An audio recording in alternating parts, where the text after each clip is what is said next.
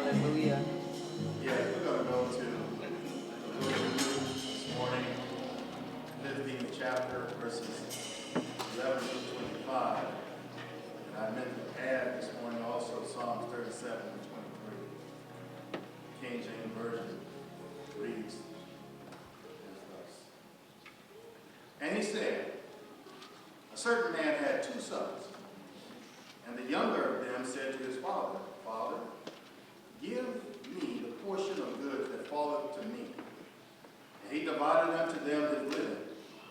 Not many days after, the youngest son gathered all together, and took his journey into a far country, and there wasted his substance with riotous living.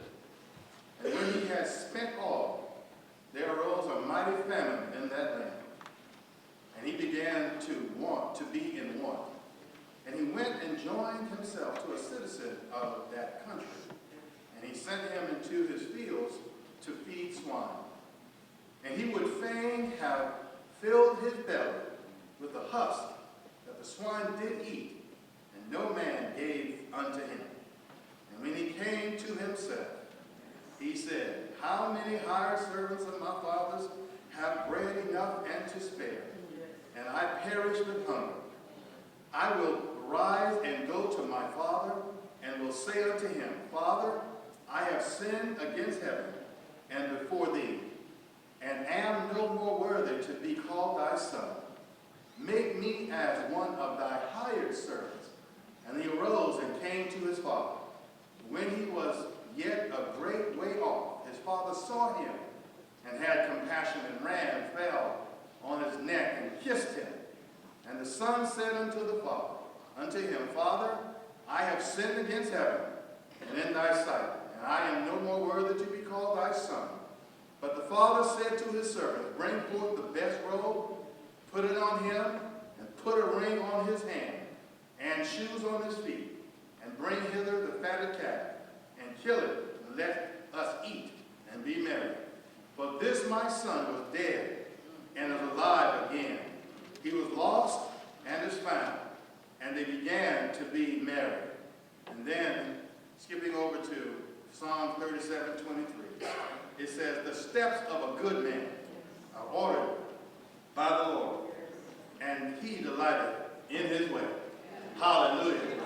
Oh, hallelujah. Hallelujah. Hallelujah again. That's the word of God. Hallelujah. And for something you can't tell me what to do, I'm going to do what I want to do. Amen. Look at your neighbor and you can't tell me what to do. I'm going to do what I want to do. You see, because I'm grown. Keep saying that. You say that because look at your neighbor and say, because I'm grown. Now the children, I'm not talking to y'all. I want to put that in context. I'm not talking to children now. All the adults in the room, amen, because I'm going to do what I want to do. Now to the children, how many of you have done that? Y'all just did what y'all wanted to do. Y'all can say amen. The parents are not going to do nothing afterwards. Y'all can say amen. I wish I could take it. Do I have anything? Oh, we pointing fingers. Amen. Hallelujah. I'm going to do what I want to do. Amen.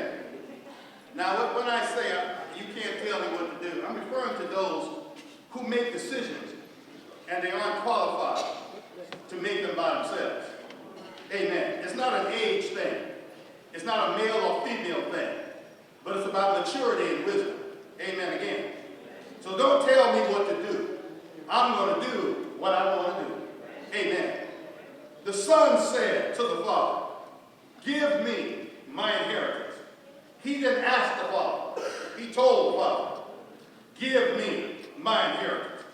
We're coming to the end of the graduation season, and we have celebrated those who have graduated. Some of them will be entering college and leaving home for the first time. Some will be entering the workforce and looking for a job. For all of those whose life will be changing, we will continue to pray and encourage you. So this morning, I wanted to talk about the prodigal son and steps.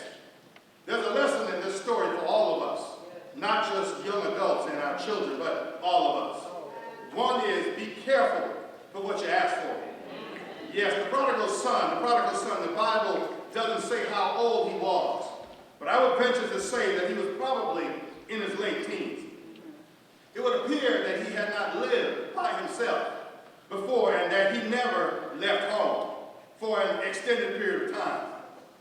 So we can conclude that he is still young and still wet behind the ears. What we do know is that he was raised by a godly father. And I want to put that in context because this father, it would appear, was a single parent. The Bible doesn't mention anything about the mother, but even if the mother were living, we who are parents can agree that the utmost responsibility of parents or parent or grandmother, grandfather, or guardian is to raise our children in the fear and admonition of God, knowing how to make wise decisions, knowing how to succeed, and knowing how to love, teaching them life lessons and letting them know that we are there for them. We want them to know that there's a blanket of love from us that will always cover them wherever they go. We need to impress upon them that God has put steps in place for them to follow, and all they have to do is seek his face in discovering where those steps are. Oh, can the church say amen? Amen. So one of the greatest challenges facing a parent today is raising a child in an environment that is far different from the one they came up in. I don't know what things were like for the prodigal son and his father, the things that were different in the father's generation versus the son's generation. I don't know about their generation, but what I do know is that this generation today is far different from my generation. Amen. For those who didn't know, it's 2019.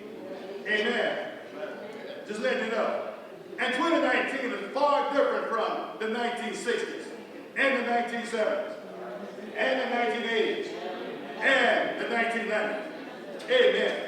Bear with me for just a second. I go down memory lane. Amen. Our children will never know what it felt like driving a muscle car of the late 60s and 70s.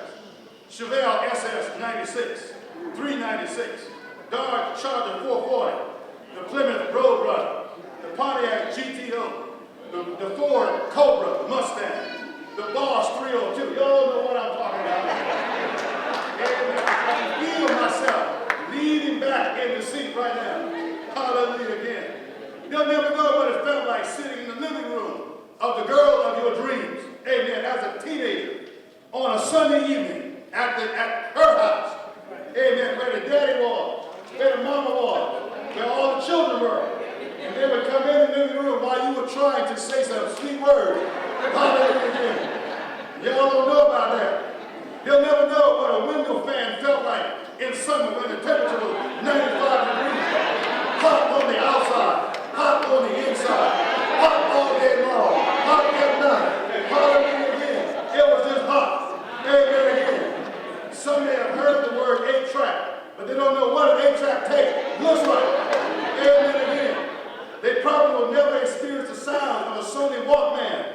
Amen. Or carrying a big bad boombox on your shoulder. Amen again. Yes, some of them probably have never seen a turntable and an album, but they'll never know the pleasure of putting a penny on top of their stylus to prevent that needle from skipping over the album. Hallelujah again. Amen. Some can't even spell Atlas. Amen. Amen. Amen. But we needed an Atlas to get around. Wherever we went. Y'all have GPS, well, we have GPS and everything else. We're so spoiled today, and all of us remember the rabbit ears and the aluminum foil that you put on the rabbit ear. And when you broke the rabbit ears, you took a coat hanger and you put it in on the TV, plug it in, and you still got the signal. Amen again. Amen. I failed to mention this one this morning. Amen. Afro sheeting. Blowout kit. Platform shoes. Polyester pants. In the summer. Wool sweaters. We wore wool sweaters when it was 95 degrees outside. In the summer. Amen. Yes, our generation is so much different from this generation. They have Xbox, PlayStation. We had hopscotch, dodgeball, jump rope. We played marbles, Monopoly, shepherds. But technology today has afforded this generation things that we can only dream of. Amen. And raising children today is a far cry from when we came up. For one, we did not have the same type of conversation with our parents like kids today. Amen. Growing up, we did more listening than talking. And please don't ever talk back to your parents. Oh, hallelujah again. Because if you did, the words would come meet you back. Amen. And your teeth would go the other way. Amen. How many have false teeth today because of the Amen. You don't have to admit it. Amen. But some disciplining took place. This generation in some ways are more bolder in their interaction with their parents because their parents allow them to do it. Now don't get me wrong, because I am for our children expressing themselves, but it must be done in the right way. It must be done in a respectful way. So when I read about the prodigal son, my mind wonders about what those conversations were like. How did he talk to his father? Was it with an attitude? Was it with one of disrespect? It would appear that maybe the father was strict in rearing his sons, and like our generation trying to do the best that they could. I don't know, but what I do know is that the father was a godly man. The son said, Daddy, give me my portion.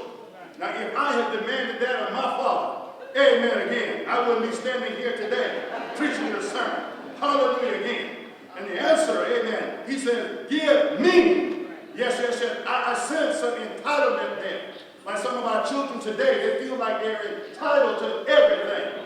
Amen again. I sense some disrespect there. I sense some arrogance there. I sense some over-the-top confidence there. And for those who don't know the custom of their time, the younger son technically couldn't get the inheritance until after the father's death. Now there were some exceptions, but it came with some restrictions. But the younger son wasn't hearing that. He wanted his inheritance right then. But I must caution you that when you ask for certain things in life, make sure that you are mature enough to handle it. You see, with every decision you make in life, a responsibility is attached. There are certain responsibilities that come with certain blessings. I don't know what the issues were in the household, but it was clear that the son was ready to leave his father's house. Maybe it was the father's rules, be in the house at a certain time. Amen. No cell phones, laptop, TV on at a certain time. Knowing where you are at all times and who you're with. Amen again. Yes, maybe some rules he couldn't live with anymore, so he became frustrated and anxious. But let me caution you about frustration, because if you get too frustrated, you begin to make hasty decisions. You will get angry. Sometimes you would get depressed, and then sometimes you just simply give up. The son was frustrated, and he went to his father and made his demands. He was letting his father know that I'm going to do what I want to do. Hallelujah again. He wasn't asking, he was telling his father. And so the father, without hesitation, gave the son his portion. But I'm glad that's not the rest of the story. Or I should say that's not the end of the story. Amen, because the steps of a good man are ordered by the Lord. I want you to get this, because when you have praying parents and they know God, they're not going to give up on their child. Oh, hallelujah. You just keep praying for your child. You keep supplicating for your child. You still bring needs for your child. Yes, steps for a good man, they are ordered by the Lord. Now, the term step simply means that there's a process, amen, that is going to take some time. I want you to get that. And you may have steps in front of you, or you may have steps that's elevated. Whichever one you have, there has to be some movement. Either you're stepping up or you're stepping forward. Yes, you are moving forward towards your destination, and there's a process you've got to go through to get to your destination. The prodigal son didn't want to go through the process. Amen. But what he needed to understand was that he couldn't get to the destination, amen, without going through the process. The father could have said, son, so be it. And I don't want to see you ever again. But the father knew that God was ordering his son's steps because he was a godly man. So don't be so anxious to get to the destination just because you want it, or just because you see it, or just because you need it, or just because you demanded it. No, you got to go through the process.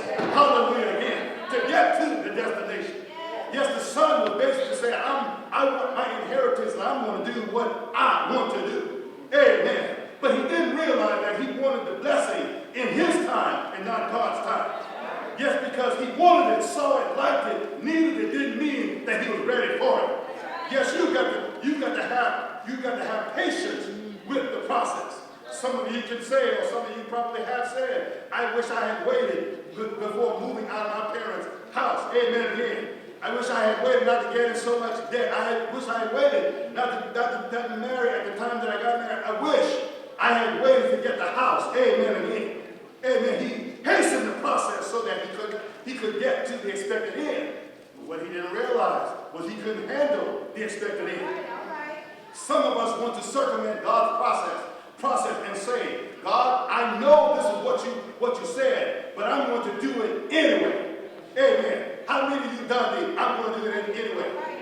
Amen. What was the result? Amen again. Yeah. We want to hasten the process so that we can get to the expected end. But what we need to realize is that a blessing given too soon, amen, might might turn out to be a nightmare. Amen again. You don't give a 10-year-old child $1 million and tell them to go out and spend it wisely. You don't put your car keys in the hand of a 6-year-old and then tell them to go to the store and get you some groceries. Amen again.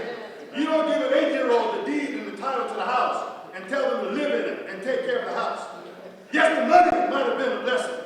The car might have been a blessing. The house might have been a blessing. But it was a nightmare to the children because they're not ready for it. Oh, hallelujah again. They got it too soon.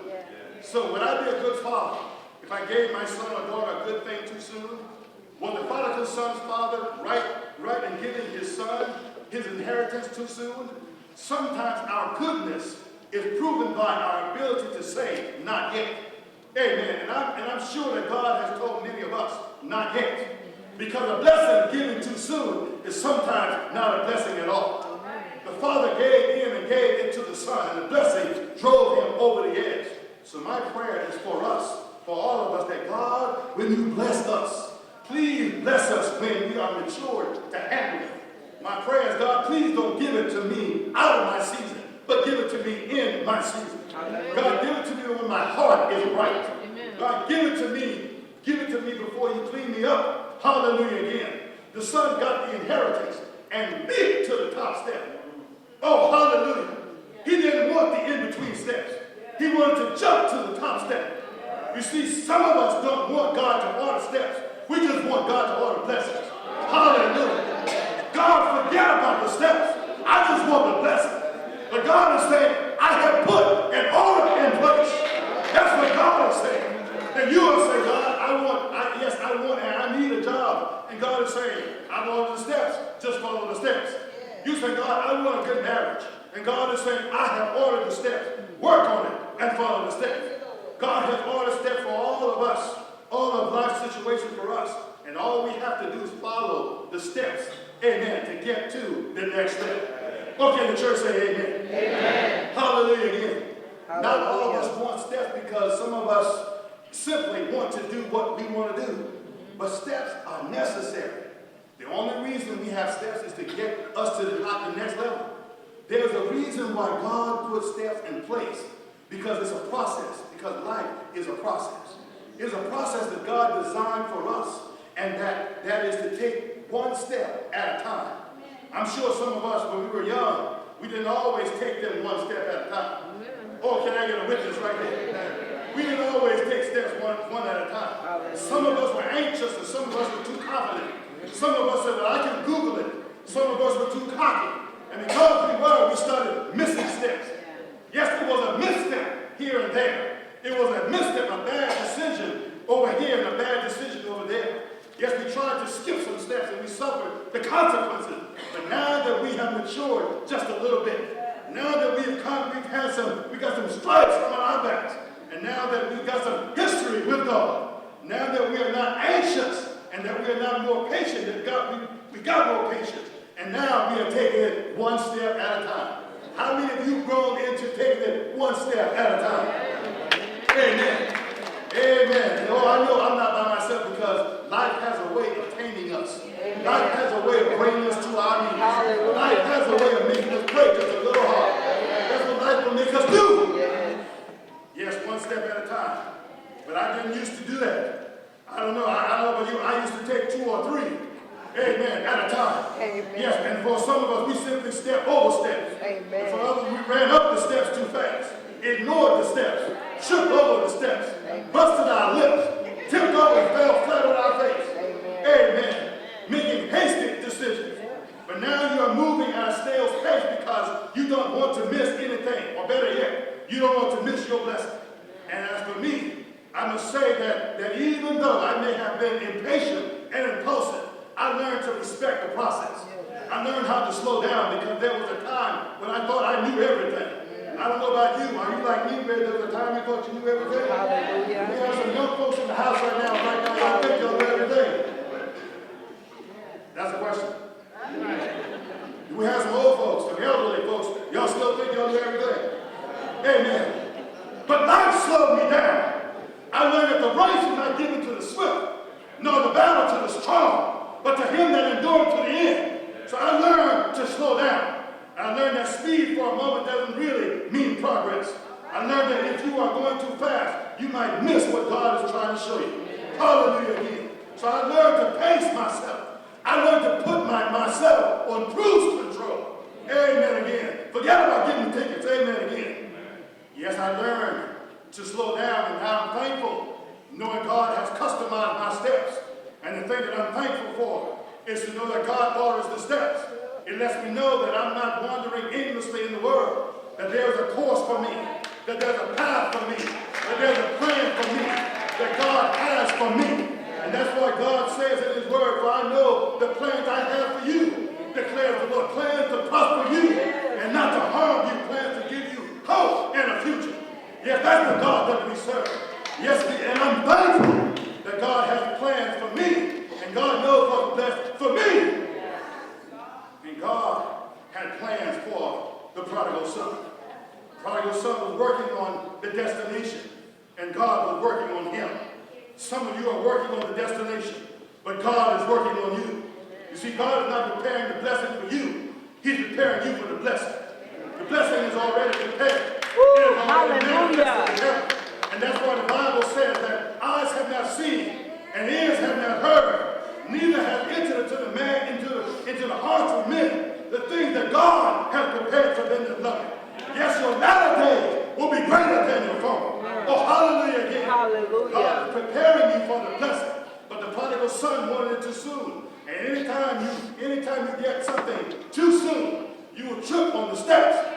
Because God placed processes in place to get you to the next step. Yeah. Oh, hallelujah again. Yeah. So if your steps are being ordered by God, it's just a matter of time before God showers you with his blessings in between the steps. I hope you get that. God will shower you with blessings in between the steps. Not only while you're on the step, but while you're reaching to the other step. God is still going to shower you with blessings. That's why we need to ask God to teach us to be patient with the process. Sometimes we don't have patience with the process because it seems like it's taking too long. Okay, get a hallelujah. Hallelujah. It's taking too long because of our impatience. Some of us, we want God to bless us right now. We want the prosperity right now. We want the victory right now. The prodigal son wanted the blessing right now and the prosperity right now. But God says that I haven't ordered the prosperity yet. I haven't ordered the victory yet. You got to wait until your season comes. Hallelujah again. Yes, the blessing will come, but it will come in God's time and not your time. Prodigal son wanted and got his inheritance, but God hadn't ordered it yet. So he went out and he bought a Rolls Royce and drove out to the far country. The Bible says that he wasted it on riotous living. The word wasted here means he spent the money until it ran out on nothing good, for it was riotous living. He spent it on harlots. He spent it partying all night long. And that's a word for those who will be leaving home at some point. Don't be like the prodigal son, a pleasure seeker, and go wild after you leave home, because the world doesn't take any prisoners. The world will devour you. Yes, the son went out into the world, and the world devoured him, and he was left with nothing. He probably pawned his Rolls Royce, pawned everything that had value, and then a famine came to the land, and he found himself with nothing, and and he was desperately hungry. He got a job feeding hogs. And one day he was feeding the hogs, and the husk, amen, started looking good to him. But nobody came to help him. But the Bible says in the 17th verse, amen, you see what you need to understand. When you train up a child, amen, while they're young, when they grow old, hallelujah again, they will not depart from it. This young man grew up in a godly home. His father placed God in his spirit. And at the appropriate time, amen, God rose up in him. And the Bible says that he came to himself. Oh, hallelujah. He said, I got to come to myself moment. The question is, have you ever had, I came to myself moment? When you look at your life, and you look at what God wants to do, the question is, have you had, I came to myself moment? Yes. Hallelujah again. Hallelujah. Came to himself. Yes, he came to himself. Amen. We're going to go down memory lane now. How many of you can remember a time when you were that child and you look where God has brought you from? Hallelujah. Hallelujah. I'm sure some of you are amazed at yourself praising God today. Hallelujah. I'm sure some of you are amazed that there was a time when you didn't lift your hands in the sanctuary. Hallelujah. I'm sure there was a time when you didn't get up and praise God and say hallelujah in the sanctuary. But then God brought you through some stuff. The good time and the bad time. The mountain and the valley. And when God brought you through, not only did you have, I came to myself moment, but you got some hallelujah moment. And right now you can't wait to get it done. You can't wait to get it done. Hallelujah. You want to say something. But you want to praise God.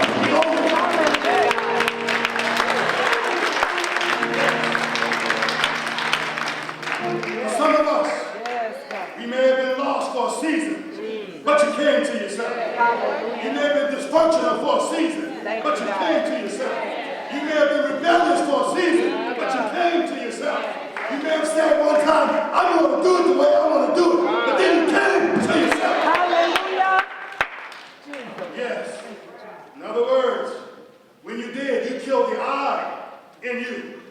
When you surrendered totally, when you allow Jesus to sit on your throne. Thank you, Lord. Amen. When you allow Jesus to be the king on your throne, you got to move self out of the way to hear from Jesus. Oh, hallelujah again. Hallelujah. Because that's when true worship will occur. You see, while you're sitting on the throne, true worship cannot occur. Amen. I hope you get this. Amen. Because you're trying to tell yourself what to do. Amen. You're not looking to somebody else. Amen. Amen. But when you put Jesus on the throne, you got to look up to Jesus. And it's two ways. And so when you look up to Jesus and give him praise, the anointing falls. And when the anointing falls, shackles are broken. When the anointing falls, the weight is lifted. When the anointing falls, that's when you can praise God with your whole heart. Yes, amen. And that's when you truly say, I made him Lord over my life. Yes, the prodigal son said, I'm going back home and I'm going to tell my dad, I have sinned against God. In other words, I'm going to get back on track. Because before you can walk right, amen, before you can walk right, you got to get it right with God. Amen. He returned to the last righteous step that God had ordered for him. And that's a word for somebody. Maybe things are not going right in your life. It's because you have missed some steps. Amen. Or that you have abandoned the steps. Amen. But I thank God that we serve a God of another chance. Every day when I get up, I may have some missteps. But I can go to God and say, God, please, I'm sorry for what I did. Yes. But God will allow you, hallelujah, keep moving forward. So every now and then, we got to take a step back to get back on track. Oh, hallelujah again. How many of you have done that where you had to take not just one step, not just two steps, not just one day or a month, but you took a whole year and you had to step back to where you were and God was blessing you. Hallelujah. When the son was returning home, Father saw him from afar, ran out to meet him, and when he did, he grabbed him, fell on his neck, kissed him. He told the servants to get a robe, put a ring on his finger, put some shoes on his feet. He said, let's kill a fatted calf and to celebrate our son's return. The father knew that the younger son was going to fail because he saw his motive. But the father loved him. He loved him anyhow. even though he knew he was going to fail. And for some of us parents, we must let go, even when we know our children are going to fail at something. Just be there when they come back home. Having your arms wide open when they come back home. Or when they come back home, grab them, kiss them, put shoes on their feet, kill the fatted cat, and celebrate. You got to love them beyond their faults. You got to love them through their shortcomings. You got to remind them that any setback is a temporary moment in their lives. Hallelujah. Even when they have been rebellious and disrespectful, know that God has ordered their steps. And it's just a matter of time before they come to themselves. Right. The Father put God in the Son, and the Son returned back to God. You got to put Jesus in your children so that when they go astray, at the appointed time, they'll come back to Jesus. The Son started out with a rebellious spirit, but returned with a humble spirit.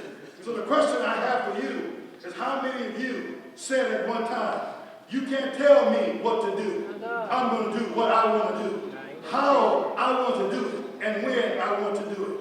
How many of you have had or still have a rebellious spirit? Have you gone back home yet? If you haven't been, what is keeping you from returning home? Yes, Jesus is waiting for you to come home. Amen. As I said this morning, I'm looking at this from two ways. I'm looking at this from the fact that you've been away from home many, many years because of things that happened in your past. And God is saying, return home. But before you return home, get it right with God first. Now, I'm not saying who was right or who was wrong. But when you get it right with God, God will give you the strength to go back and get it right. Amen? So that's one. The other is when you return home. If you have missed some steps and you want to get back on track, Jesus' arms are still wide open, waiting for you to come on home. Amen. And the last thing I want to say, you can change that you can't tell me what to do. Amen. I'm going to do what I want to do. All you have to do is redirect that to the devil and tell the devil